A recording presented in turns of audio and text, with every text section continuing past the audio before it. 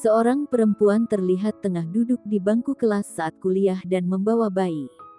Dalam unggahan video singkat di Instagram yang diunggah akun @ruang_skripsi1 ini terlihat seorang perempuan bersama teman-temannya tengah melakukan presentasi di depan kelas.